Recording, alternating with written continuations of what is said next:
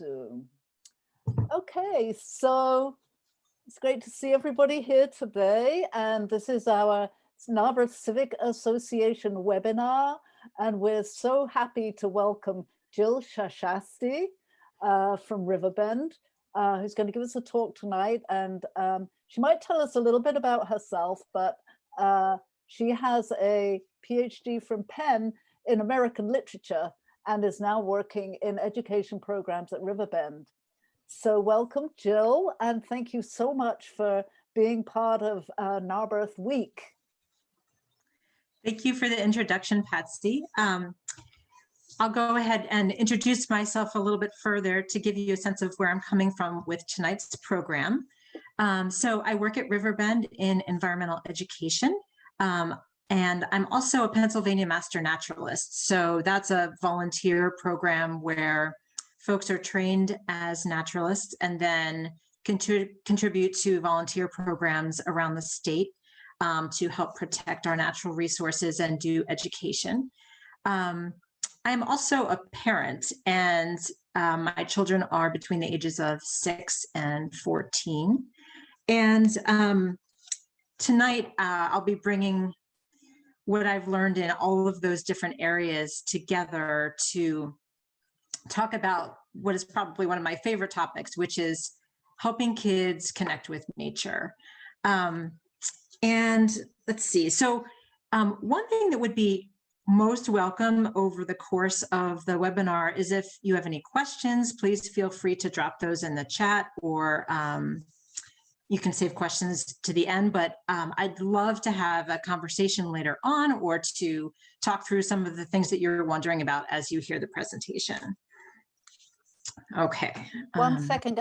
So yeah. Jill, would you like, do you want me to like monitor what the questions that come in the chat and jump in?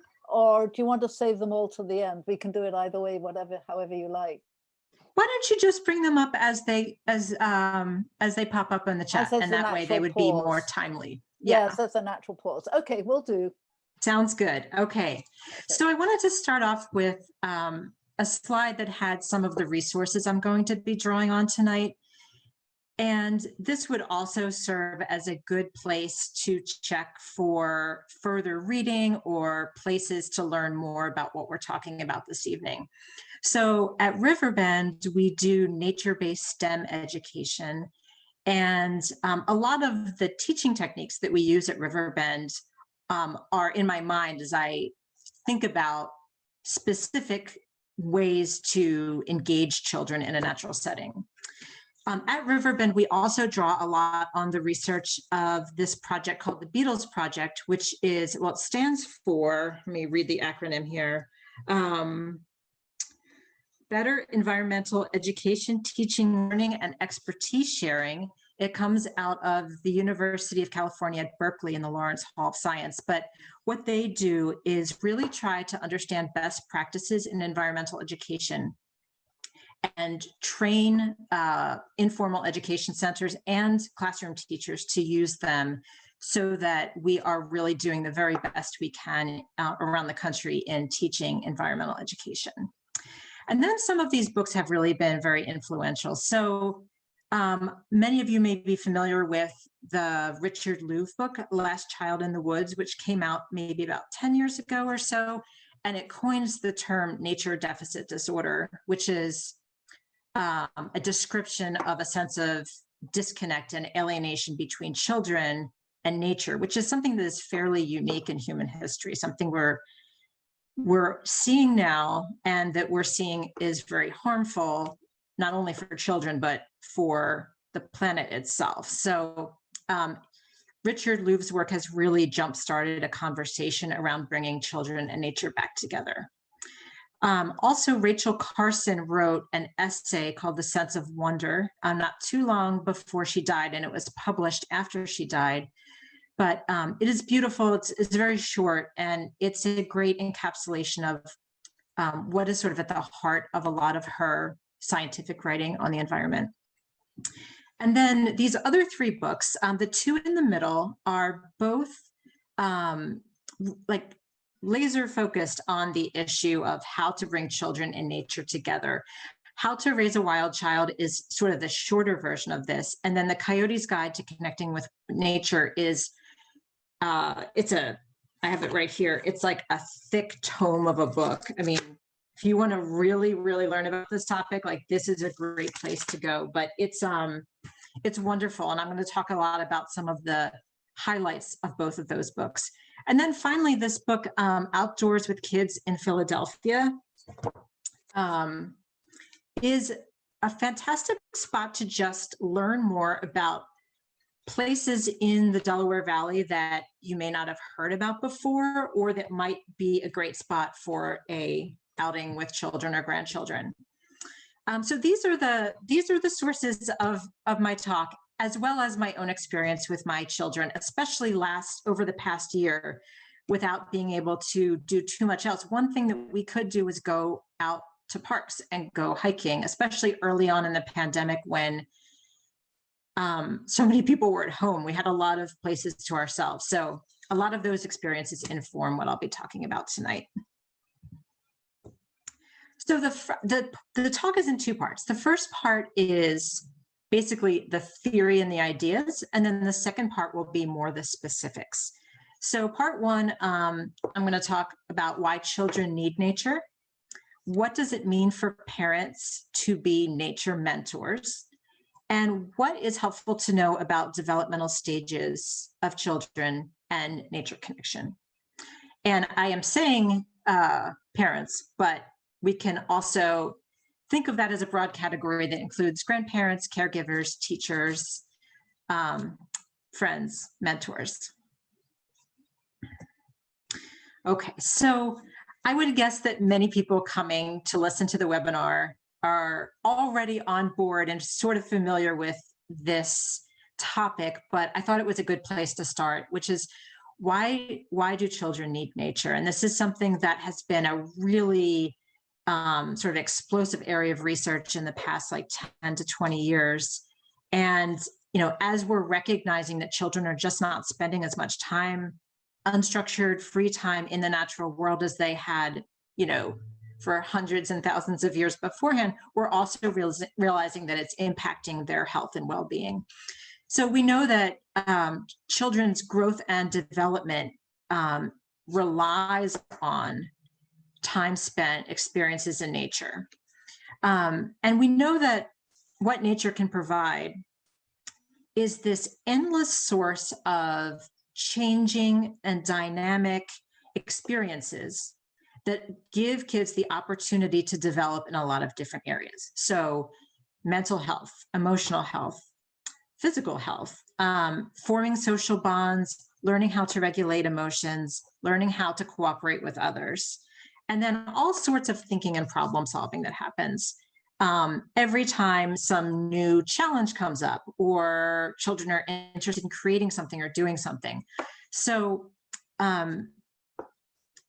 as I'm sure many parents have experienced, over the past year, this sense of nature deficit for many, many people has gotten even worse because of the time spent indoors, and also like the increased time on screens and the increased time on computers.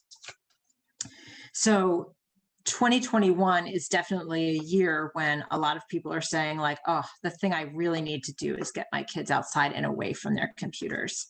And then finally, why do children need nature? Environmental literacy is a big piece of this too, right? So 21st century citizens are people that are going to need to understand the way nature works and to understand what it is to live on this planet. And so getting kids really familiar with and comfortable with being outdoors and having a relationship with nature right from their youngest years is a great starting point for making them into environmentally literate teenagers, college students, adults.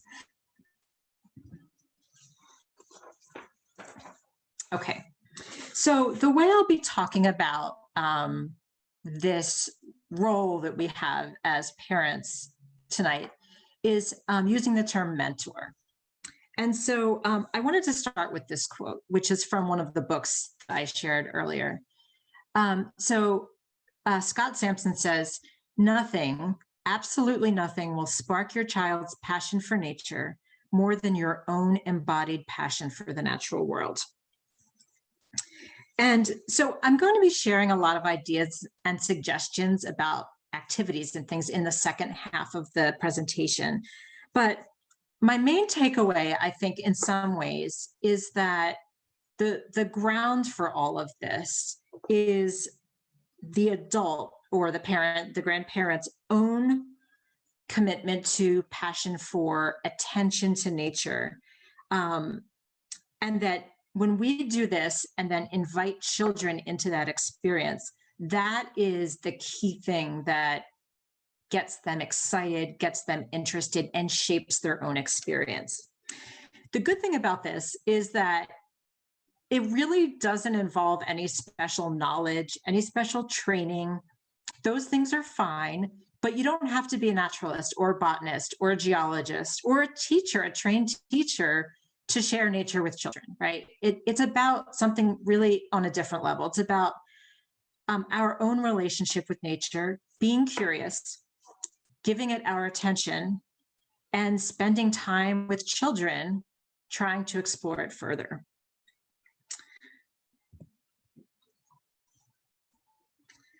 So if one half of our job then is for us to turn our attention more fully to the natural world and then invite children into it, the other half of our job is to turn our attention to our children. This is a good quote, I think, that gets at that. Also from the Scott Sanson book. Kids of every age have innate longings that manifest themselves outdoors. Your job is to determine what those longings are and to feed them. So the idea here is that in some ways, what we're doing is really asking some big existential questions about like who our children are and what they really need, like what they need to thrive, what they need to feel whole, what they need to feel safe, and what gives them joy.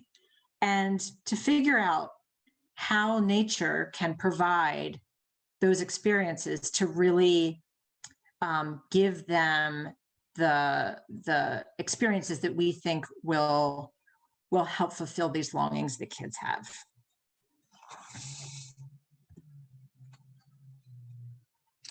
Okay.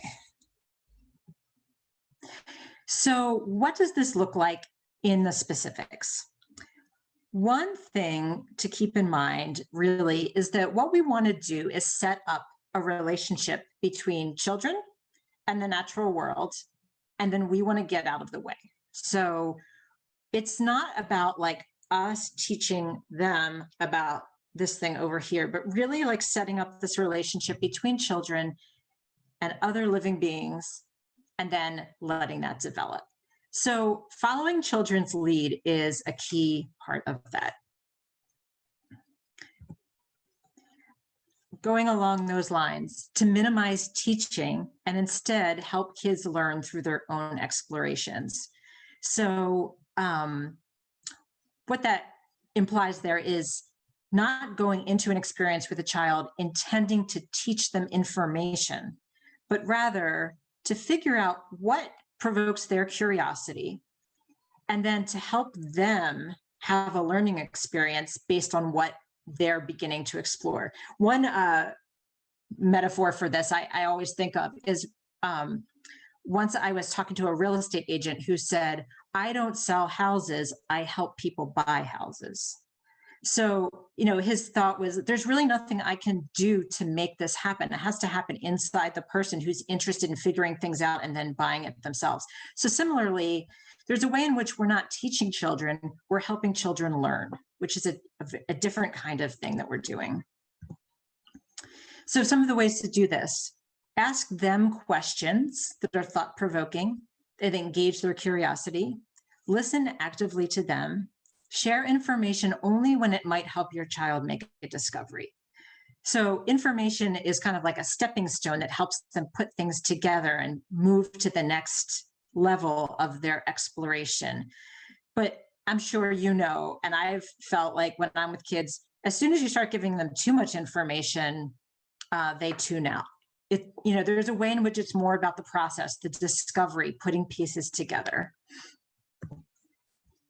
Encourage gently from behind rather than pulling from the front, both literally and metaphorically. I feel like there have been times when I get excited about something I want to share with my children, and I am almost literally pulling them from the front to go check something out. But I think the better approach is to let them be the ones choosing, finding, exploring, and when you tune into what they're interested in, to gently encourage them to do that. And in teaching, sometimes people use these phrases, be the guide on the side, not the sage on the stage. And I think that's it's like a little thing to help remember, like, we don't need to burden ourselves with being the park ranger or being the expert on something. It's not about like dumping the knowledge and making sure they know a whole bunch of stuff, but rather to help guide them through an experience as a co-explorer. All right, so both of the books that I mentioned earlier as being written by folks who focus a lot on nature connection, the How to Raise a Wild Child and the Coyote's Guide, both talk a lot about coyotes. And I think this is a really fun and interesting part of this role of nature mentor. So I wanted to just spend a few more minutes talking about that. So what is this all about, this idea of coyote? So as many of you might know, like coyotes figure prominently in a lot of Native American stories, and they take on this role as being a trickster.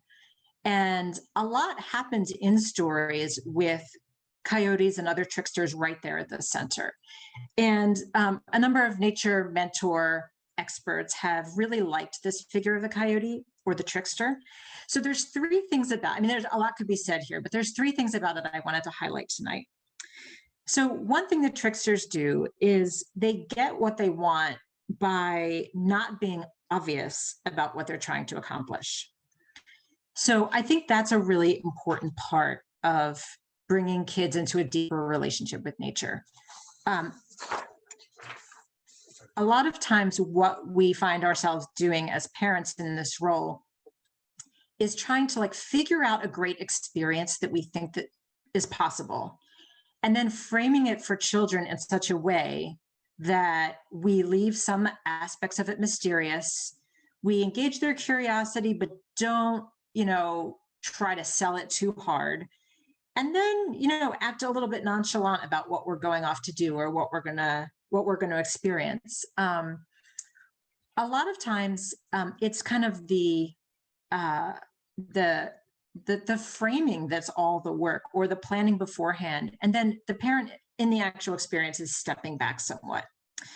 So the other aspect of being a trickster, I think, is distracting children just at the moment where you think that they may lose interest, or they may not be as engaged as you want them to be. So for example, a lot of times if I take my kids somewhere and we park the car in the parking lot, and the place does not really look that fun from the parking lot, one thing I like to do is have pretzel sticks or some other snack right there. So as they're getting out of the car, I can hand out some snack that will distract them for the next 3 to 4 minutes getting from the car to the trailhead or to wherever we're going, so that they forget that they didn't like what it looked like and they're eating, and then we can get to the thing.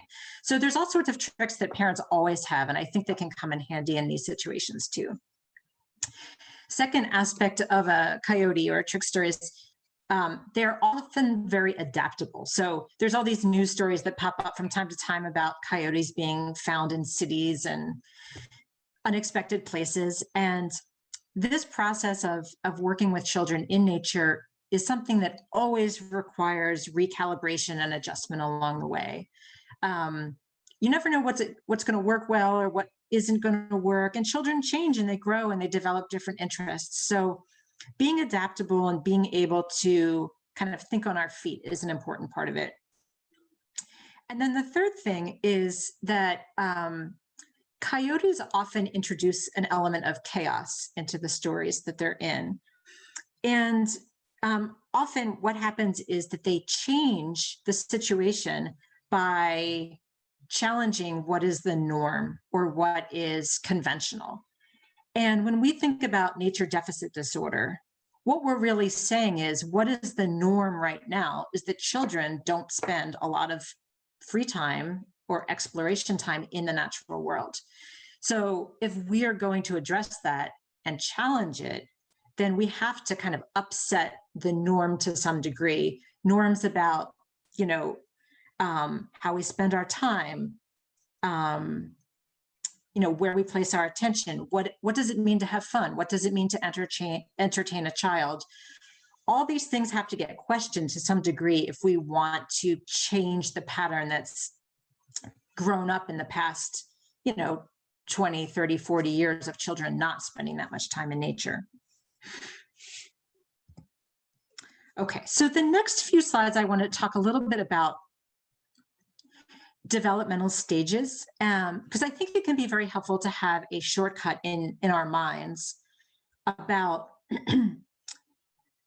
what different children need in nature play based on their age group. So one quick way to think about this is for very young children, so like up through around age 6, what nature play can offer them and where they can connect with nature is in learning through free play, and then connecting with other living things and with peers through empathy.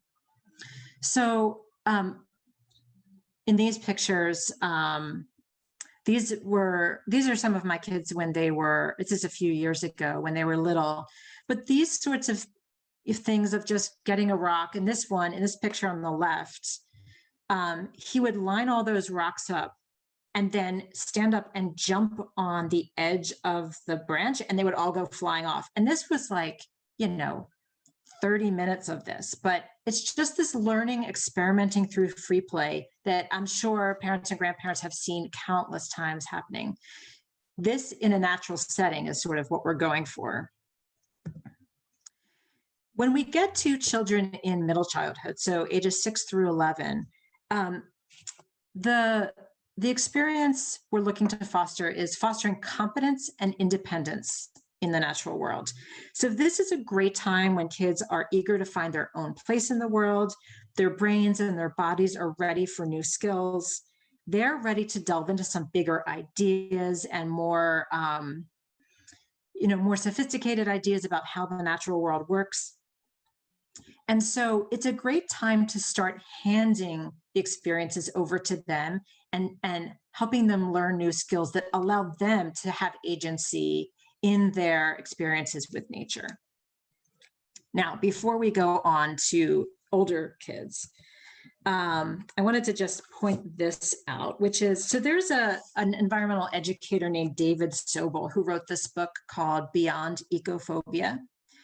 And one of the big topics in this book is that with good intentions, environmental educators in the 1970s, 1980s, et cetera, did make one big mistake. And that was to think that what we needed to do to help children care about nature was to tell them about how nature was being harmed, right?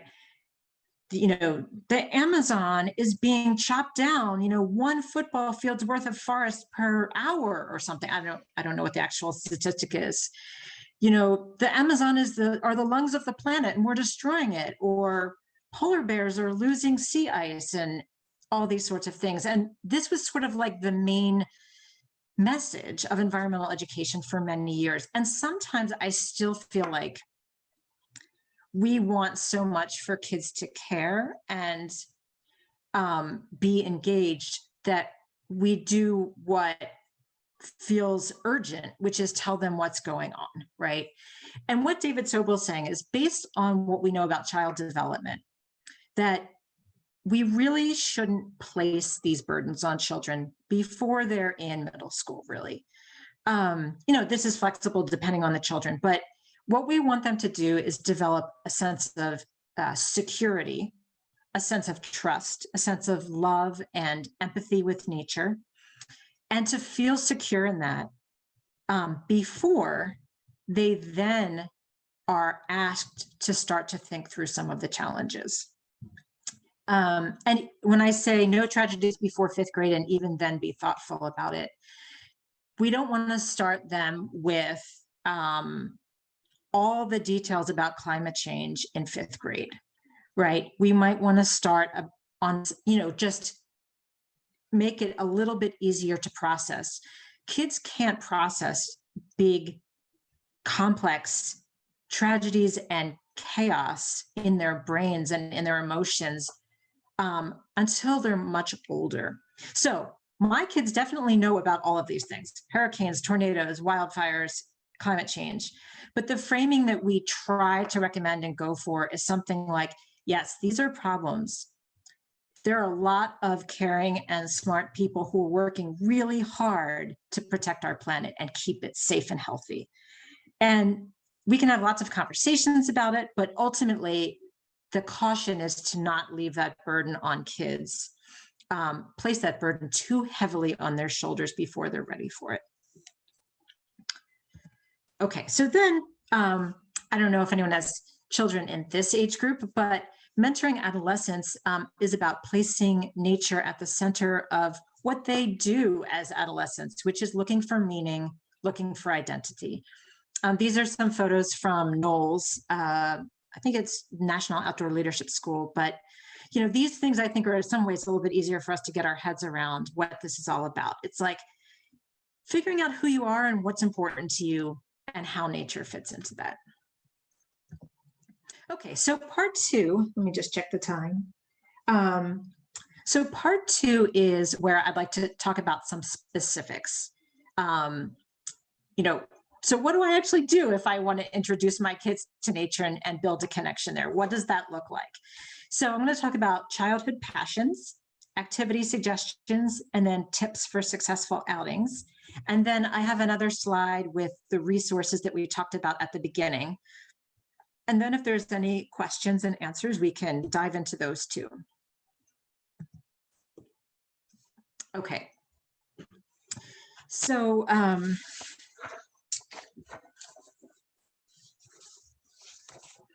in some ways, I think that this idea of child passions is the key to the whole thing.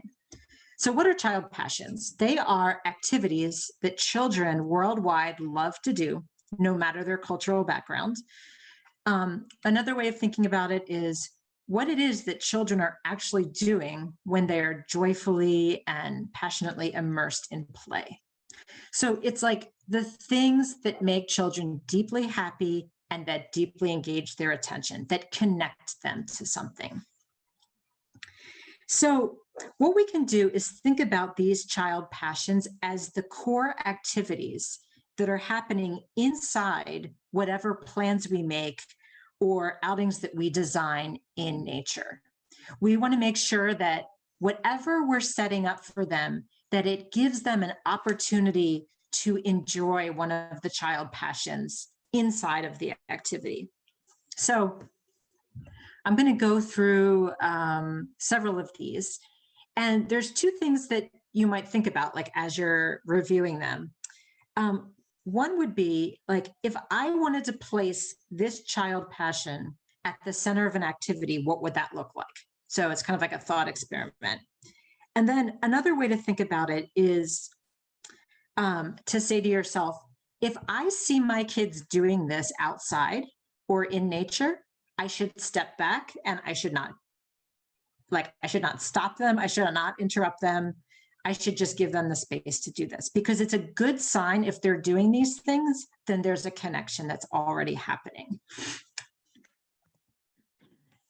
All right, so the first one, make believe in games of all kinds. So any kind of playful engagement with new identities and worlds. This is my then 5-year-old who has for so long been really interested in birds of prey and peregrine falcons in particular, and was one for Halloween.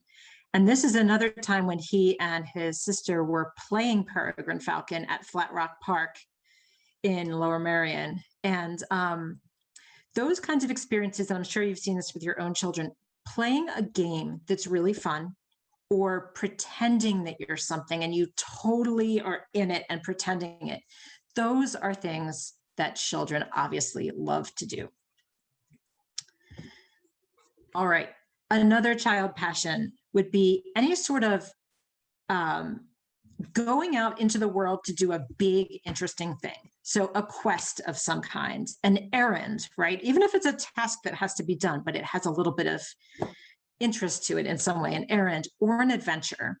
So in this picture, she's doing some wineberry picking in the summer, and they're doing a waterfall hike at Ricketts Glen. But any sort of going out there to do something that sparks interest, to search for something, to go on a quest, those are core child passions. Hiding and seeking. There's probably not too much more to be said about it, but like, you know, any sort of game that involves hiding, finding a spot, looking for other kids, like the thrill of finding them, the thrill of not being found.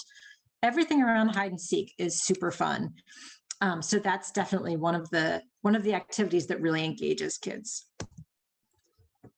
Asking questions. So kids love to ask questions, as we all know, and can get really absorbed in the questions that they're asking. And one of the things we want to do is try to avoid just flat out answering the question if we know the answer. We want to try to turn questions into opportunities for conversation and investigation. So this picture shows some tracks that we found this past winter up in Northeast Pennsylvania. And it was a lot of fun thinking about what those tracks might be. And we're pretty sure that they are tracks from a bear. So I thought they were a bear when we first saw them, but that's like the last thing I wanted to just drop right in there at the beginning. So it was fun to kind of work through the questions and figure out what was going on, what animal was here, how long ago was the animal here, and so forth. Another child passion is listening to a story be told. And I think that like all of us sort of love this when someone's like, I have this great story I'm going to tell you. Kids love it. Adults love it. Listening to a really good storyteller is just the best. And so if this can happen outdoors or in connection with nature, that's fantastic. Singing songs and making music. So I often think about when my kids come home. I have two who've gone to Girl Scout camp, and Girl Scout camp features a lot of singing, like singing really silly songs and loud songs and songs that go on for 10 minutes. And it's just like, you know, one time I picked them up and it was like 2 hours away, and the whole way home in the car, they were singing songs. And it's just something really powerful to sing a song with another person. We don't do that a lot in our culture. So this is something to keep in mind if there's an opportunity for it. I also have on the screen some albums from a group called the Okie Dokie Brothers, and they're a duo that they do guitar and banjo, but they have some really good music that is focused on adventures in nature. So the top album is focused on a canoe trip on the Mississippi. The second album's about the Appalachian Trail, and the third one is about a horse packing trip along the Continental Divide Trail. But they're really good musicians, and they focus on nature in a way that I haven't seen in any other contemporary musicians. They're kind of reminiscent of like John Denver, but they're worth listening to and have some really good stuff to share. So then the other way to think about what is really magical inside a child's experience is to think about our own experiences. So what did you love to do when you were a child? What are your fondest memories from childhood? And in those memories, what were you actually doing, right? Like, were you playing hide and seek? Were you singing? Were you just quietly watching and exploring something? So spending some time thinking about where we connected to nature when we were really little, like as our earliest memories, you know, when we were like in middle childhood, when we were teenagers, those can be some sources of good ideas about what to do with our own kids. Okay, so now I want to kind of even narrow down the focus more to specific ideas and specific suggestions.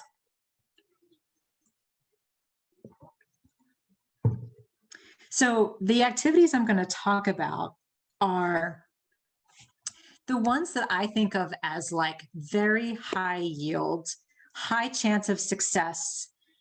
If you can make it happen, it's going to probably go well.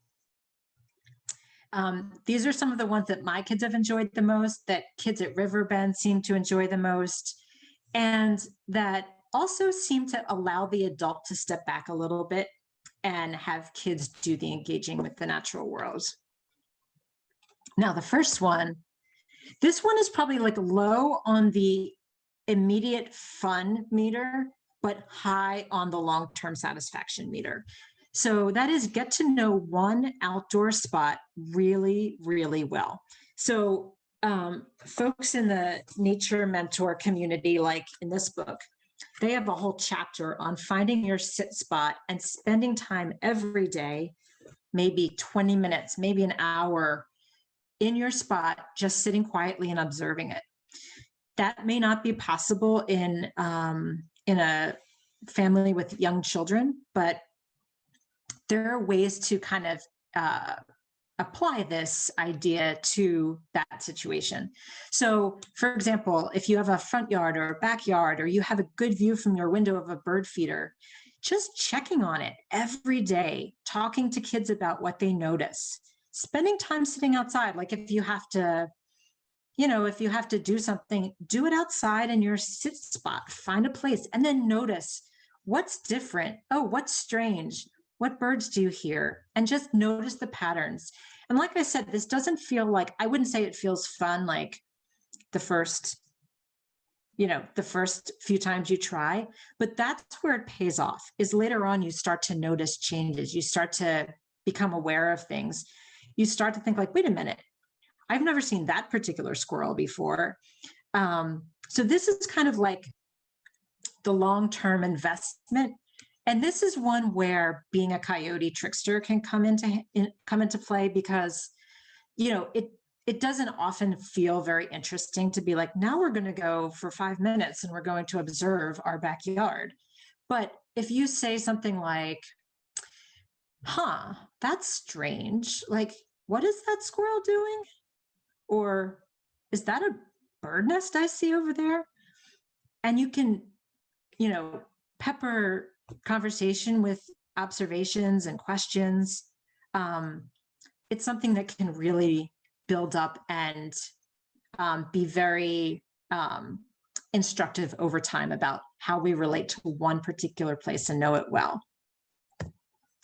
Okay, so in terms of other activities, telling stories about nature adventures. So for 2 reasons. One would be to inspire or interest in something that's going to happen. Like, we're going to go to the beach. Oh, did I ever tell you guys about what happened that one time when I was 10 and we went to the beach and there was, well, let me just tell you.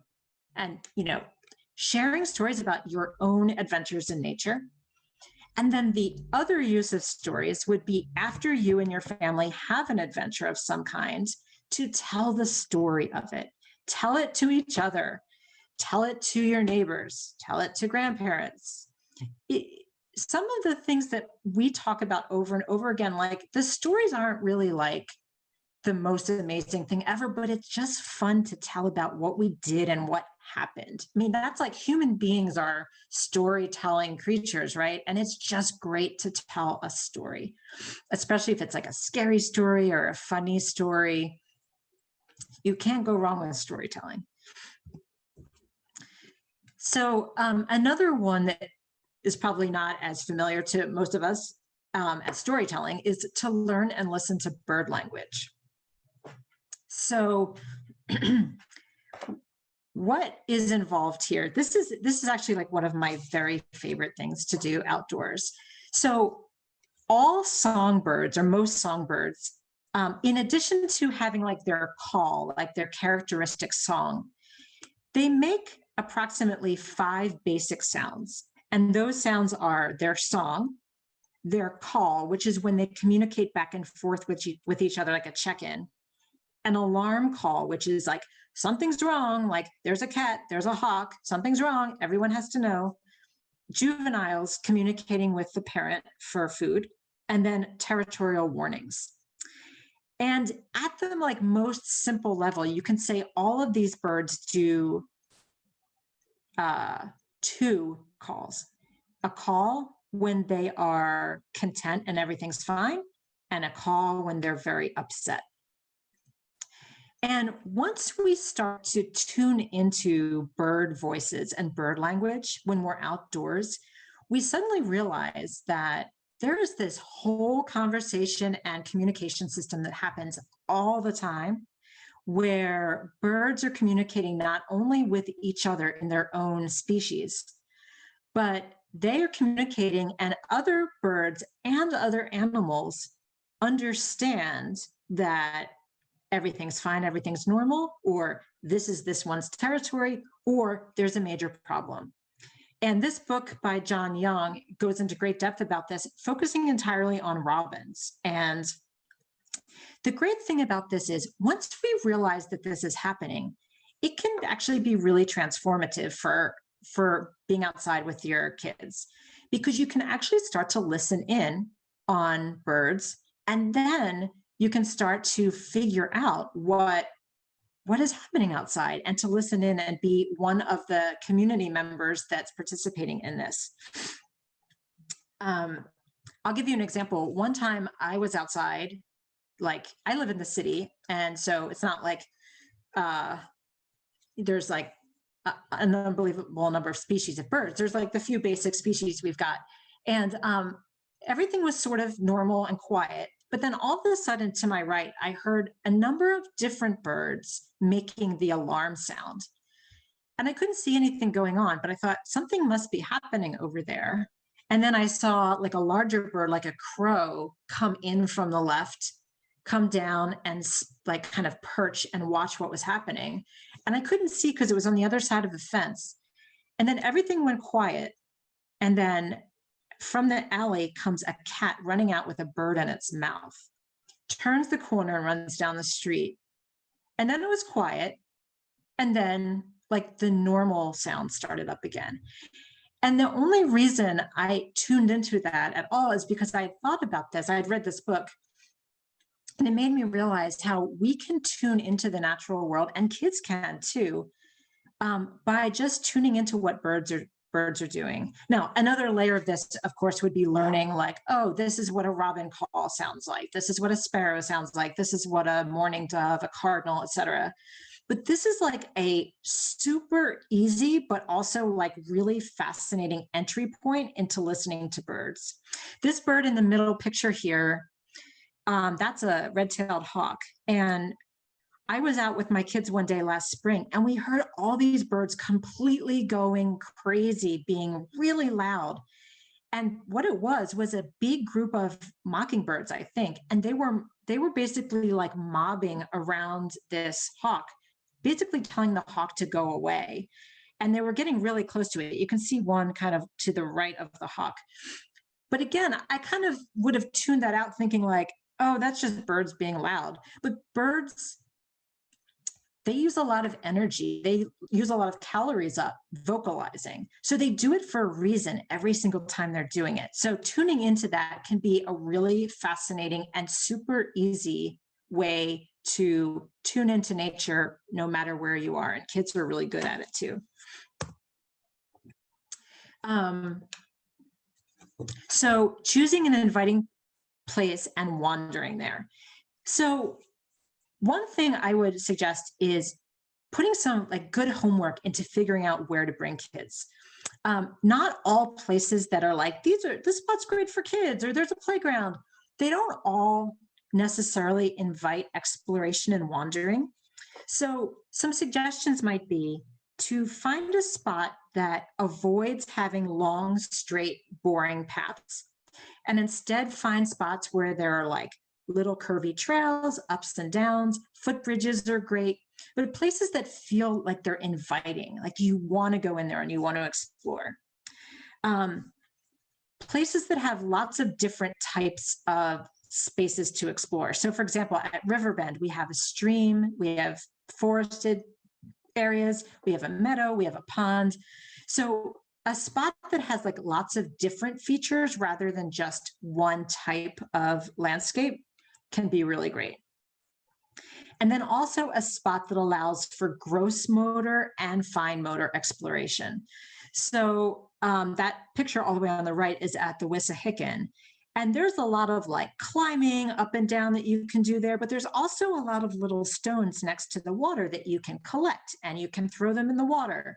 So it's fun to do both kinds of things, like the big jumping, running, all that sort of stuff, but also things you can do with your, look very closely at something tiny, pick something tiny up. So putting some good thought into where you're going to go can often pay off. Map making is another great activity that encompasses a lot of those child passions. Story Your Landscape is to think about renaming some of the places in your neighborhood or in your daily commute based on experiences your family has had. So this intersection, most people would call 43rd and Locust, but my kids like to call it the windy corner because it's super windy at this corner. And so I don't even think most of them know that that's 43rd and Locust, but if I tell them the windy corner, that's it. So one fun thing to do is to kind of go through your world and let kids name the places based on their experiences. And this helps internalize their experiences with nature and with the landscape and make it their own by naming it. Let kids lead and guide and like help them understand how to do that. And then let them be the ones who lead you on the trail. And it's nice to be able to make it just like a little bit harder than where they're at, right? Like make it a stretch, make it a little bit of a challenge depending on who's in the lead. And then making maps like this. I found this map at my house and I don't know where it came from, but it's fun to make maps. It's fun to use your imagination of making a map of a real place or a imagined place. This is a pretty obvious one though, but it's like, it pays off. It's always fun. It's always fun to collect stones and shells. This one is from last week when I picked up my son from his after school program, and they had collected these because they said they were cooking a meal, and like the little grains down there were the rice and like I don't know what these different things corresponded to, but they were so into it. It was super fun. And it was just using things that they found on the ground around them. Mark seasonal changes with annual nature outings. And the key with this one is the annual part. It's about the outing, but it's also about the ritual. It's about, we do this every year. Or, oh, I know that it's spring because we always go and we listen for the first birds of spring, or we go berry picking. So marking seasonal changes with annual nature outings, that's something that in some ways, it doesn't even matter how the outing turns out. It's about doing the thing that means that I have this connection to this part of the year. And that can be super fun, and it can be really fun to look forward to. This might be like my absolute favorite thing to do, which is to visit what I call nature's playgrounds. So places where kids can do like big, gross motor, super fun activities. So climbing trees, climbing on boulders, chasing waves. This place down on the right-hand side is the Natural Lands Wawa Preserve. It has a big stream and then some trees that go across it and then boulders along the side. And that was like their favorite place we went to last spring because it was so engaging. You could climb on stuff, you could hop across, you could figure out ways to cross the stream without, like stepping on this rock. I mean, it was just thrilling. And there's places like this that just can entertain kids for hours and hours and hours because they give you that chance to like do the things you do on a playground, but in a much more like nature focused, engaging way. Connecting with wild animals is great. And this, again, I feel like this is something that we know, but wild animals, especially local wild animals, can be awesome to learn more about and to kind of notice, observe, connect with. And there's so many different kinds, and there are always more to learn about. So this is something that I think we as parents and grandparents, we have in our back pockets much of the time. Okay, so tips for successful outings, and this is the close here. A lot of these things, you know, begin with well-fed kids, bring water and a snack for everyone. Make sure everyone uses the bathroom before heading out. I made that mistake countless times. Dressing for the weather is more important than waiting for good weather. It widens your options and your experiences. Select a destination strategically. We talked about that a little bit earlier. Different types of spaces, gross motor and fine motor options, and avoiding long straight paths or trails. Try to avoid setting parent-focused goals to accomplish, like, I may want to hike 5 miles, but my kids probably don't. Kids climbing only to places they can get to themselves. I've gotten a lot out of this guideline. That way, it's a lot harder for them to get stuck. And it gives them a sense of agency and empowerment that they challenge themselves until they can get to a new spot. But they're not going to be able to get further than where they can climb to on their own. And then this is all the basic stuff. Take safety precautions, sunscreen, bug spray, tick check, map and compass, check weather forecast. And speaking of safety, there's a blogger, backwoodsmama.com, and she has some really, I think, good advice about not saying the words be careful, because be careful often it's not specific, right? And sometimes it just ends up making kids more afraid, or it undermines their confidence. And really, it's like a lost opportunity for teaching problem solving, or it's a lost opportunity for helping them develop observation skills.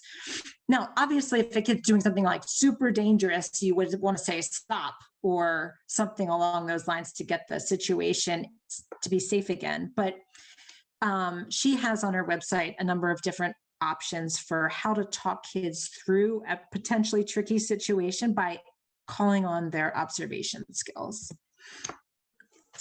Okay, so that is everything. And I'm gonna end on this slide, which is the resources for the night's presentation. So if anyone has any questions, I'd love to hear what you have to say or any comments. And I'll stop screen sharing if that's okay. That's great.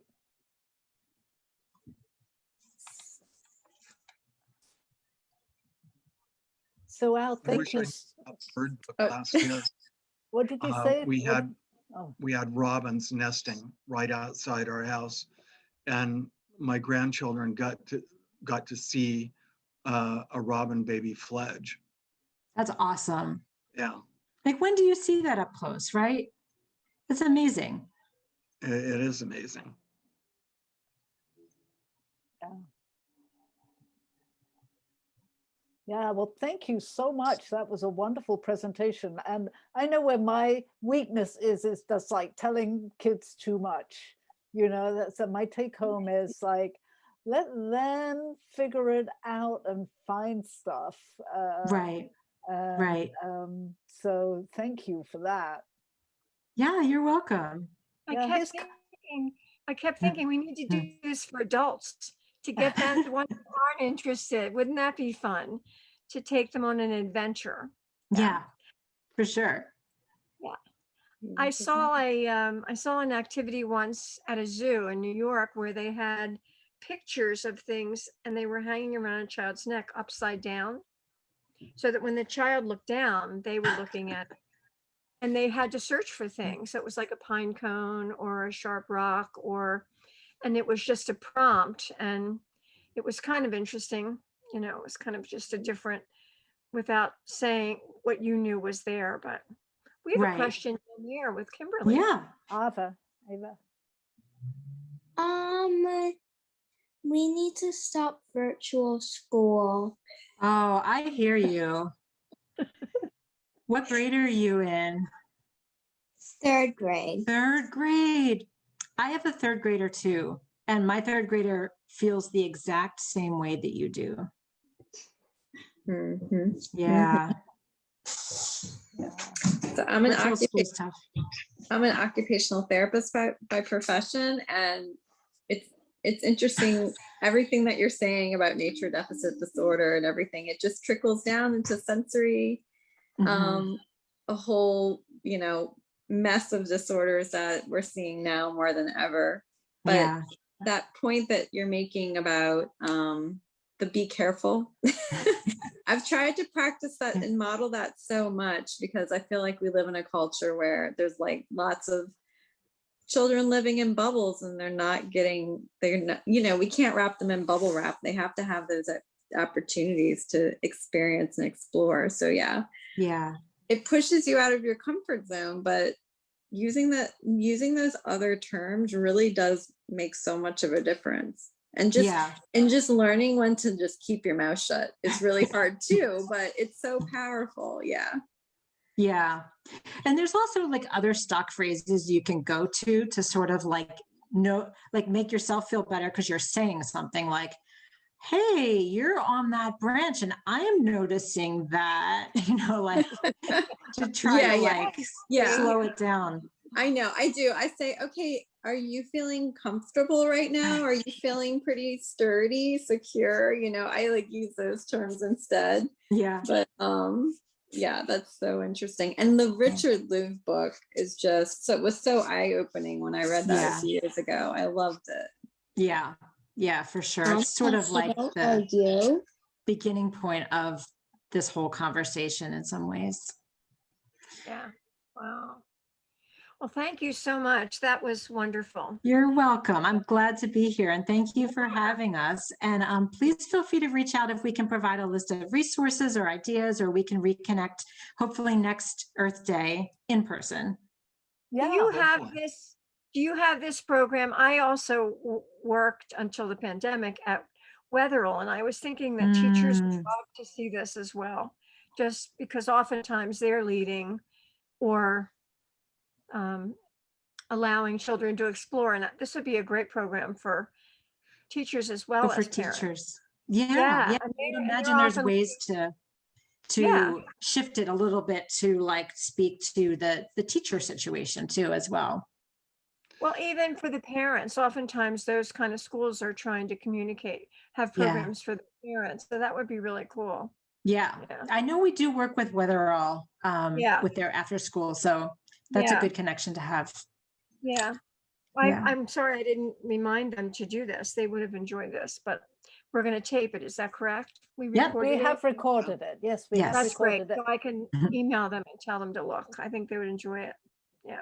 We have to do a little processing before we make it public. Yes, I read that. Yeah. Okay. Yeah. I think the problem with school trips, as opposed to grandparent trips, is that, at least for me, I say to them, it's okay if you fall in the creek. It's okay if you want to swim in it. And, maybe we should bring appropriate footwear, but the shoes will dry out. The socks will dry out. It's okay. And maybe for a school trip, it's not so okay, but it ought to be okay. Yeah. And there are ways to work around, bring extra socks in the bus and all that sort of thing. Yeah. Probably depends on the school, right? And the teacher. Yeah. So, well, I thank you so much. You're welcome. Wonderful. Thank you for your time and your preparation. And we probably would love a list of resources. We can post it on our website, on our Facebook page. Sure. And we look forward to having more people watching this on YouTube or Facebook, whichever place it gets posted. Wonderful. Well, thank you so much for having me. I appreciate being here. Great to see you. See you next year at NarbEARTH Day, we hope. Sounds good. All right. Have a good night, everyone. Good night. Good night, everyone.